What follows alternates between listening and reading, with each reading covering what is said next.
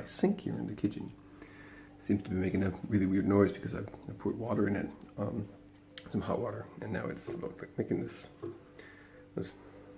There's like 1 second apart, and then 10 seconds between each pattern. Listen to this. Yeah, it's pretty weird. Let's try and record that with the phone and see how it goes.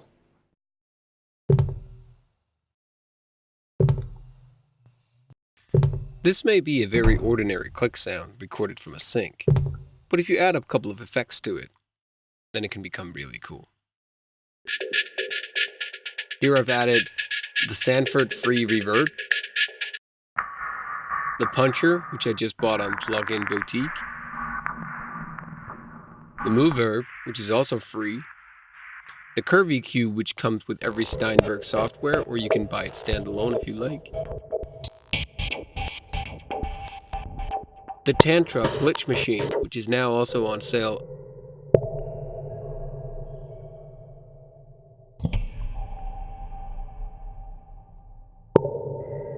the Safe Compressor, and the Steinberg Brick Wall Limiter. I've added numbers of variations to all these effects and the order of them, and created all these sound effects just by this click from the sink.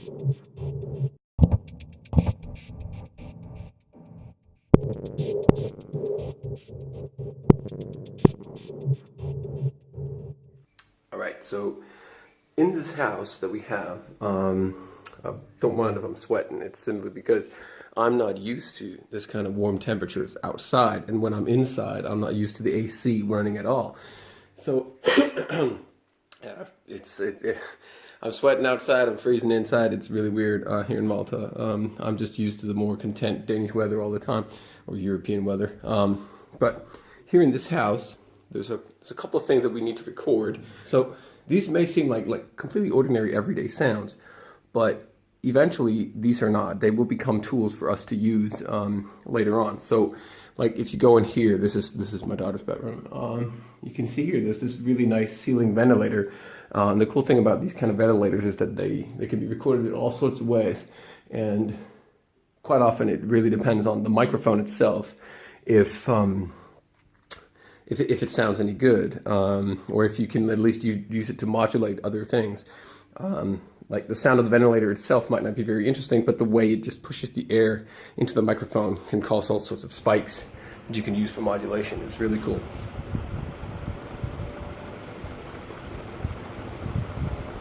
By using the Isotope RX6 editor, I've been able to cut off the lows, change the EQ, remove some noise, and do other things just with this simple ceiling ventilator. By holding the microphone in the right position, I got all of these choppy sounds.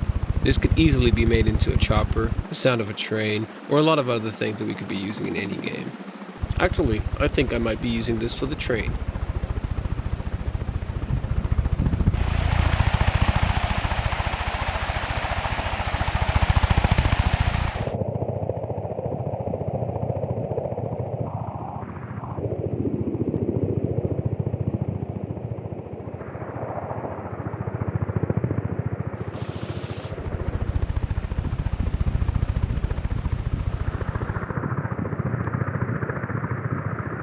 That's it for episode 2. Hope to see you again in episode 3 for more recordings from a phone in Malta.